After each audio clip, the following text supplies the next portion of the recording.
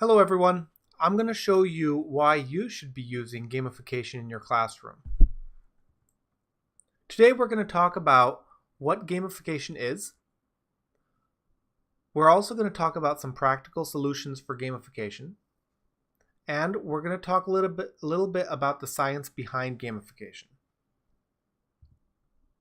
So first, let's see what gamification is. According to Hall, gamification is defined as the application of typical elements of game playing, rules of play, point scoring, competition with others, to other areas of activity, specifically to engage users in problem solving. So let's break that down a little bit. So gamification includes gameplay. It also has rules of play, and it has competition. Those are the three main elements of gamification.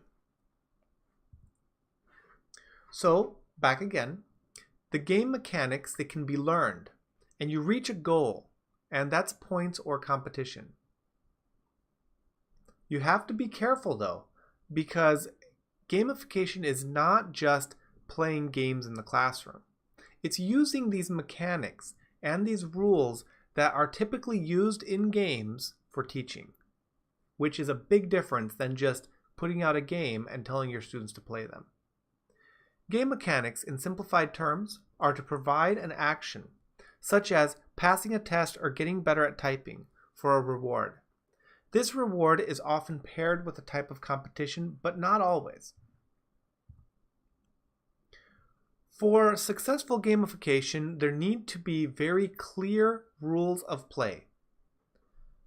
For example, the rules have to be able to be learned. They create expectations that you want the students to reach, and it creates a level playing field for all students, and they can achieve mastery. All of these parts are extremely important. If the rules are too complex, you're going to lose students' interest. The expectations need to be there because, as I mentioned before, it's not just students playing games, but they're actually using game mechanics to reach a certain goal.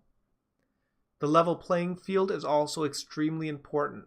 If some students believe that the game is unfair, you might lose them. And achieving mastery is the goal in all educational endeavors.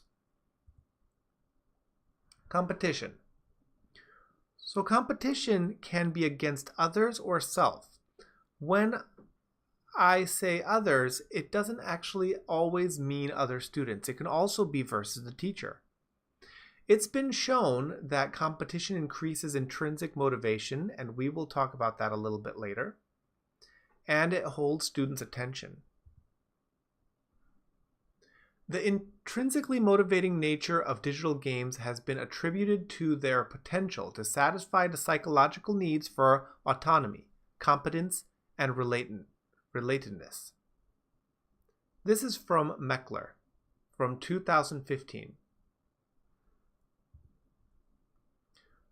Let's look at some examples. So, for example, you can create an assignment in which students compete against you, the teacher. An example I can take from my classroom, and feel free to use it yourself. In digital literacy, you can set up a situation where students get extra credit points if they can beat your typing speed. This really works well in my classroom. We have many different digital literacy teachers. My typing speed tends to be around 60 to 65.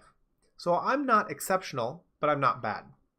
We have some digital literacy teachers who average around 90 to 100 words per minute. So make sure when you do this to take the tests with them in class so that it's a realistic measure of your speed on that day. Do this for the end of each unit with you not practicing but asking students to win. So let me explain this a little bit. The way I would set this up is after every typing unit, there will be a beginning, intermediate, and an advanced unit that all students will complete. After each unit, students are required to take a 3-minute typing test. So what I would do is I would set up my screen to be projected, and while they're taking their test, I will take the test also. And whatever my score is on that day, that is the score that they have to beat.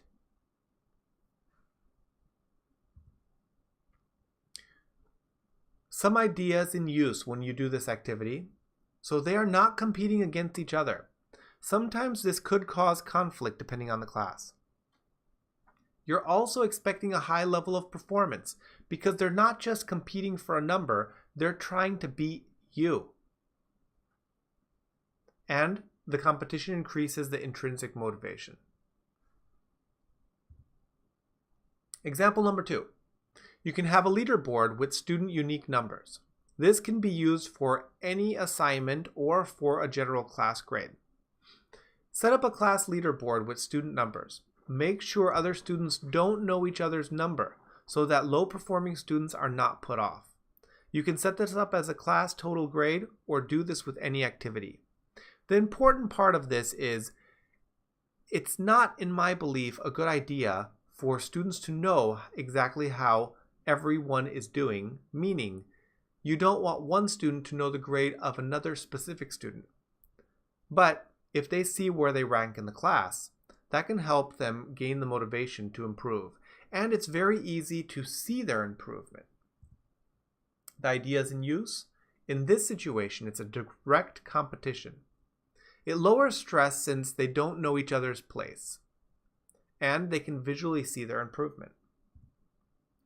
The last example I'm going to talk about here is one that I use in engineering.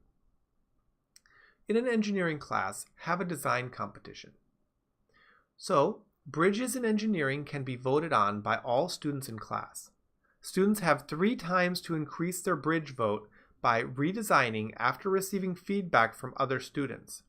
The final score is then turned into a percentage of total grade for the project.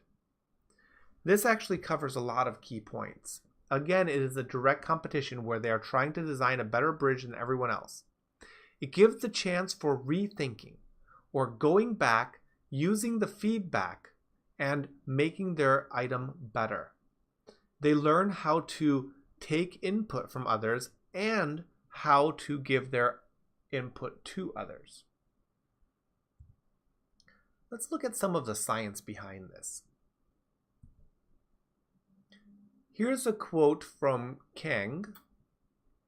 In certain games, such as Angry Birds, players must actually fail many times in order to succeed. Some levels simply aren't solvable until you've spent a few games locating the obstacles. In this way, failing many times allows players to get a little farther each time they try. This promotes an iterative approach and takes the sting out of the big red game over screen. This is actually very important. It helps students be comfortable trying, and trying is learning. A lot of times in class, you'll have students that refuse to try because they're afraid of failure. By gamifying assignments, it kind of takes the edge off of that failure.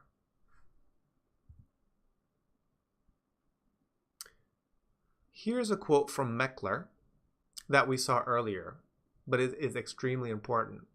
The intrinsically motivating nature of digital games has been attributed to their potential to satisfy the psychological needs for autonomy, competence, and relatedness. Intrinsic motivation is extremely important. It helps students want to succeed on their own without your influence. If a student can achieve that intrinsic motivation on a subject matter, they will go out of their way to improve. Here's a quote from Dees.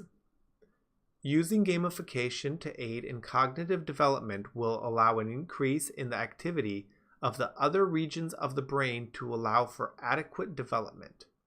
Games that are produced specifically for enhancing cognitive development are often referred to as brain games. Brain games have become increasingly popular and are based on various questions and problems that the user has to answer or solve.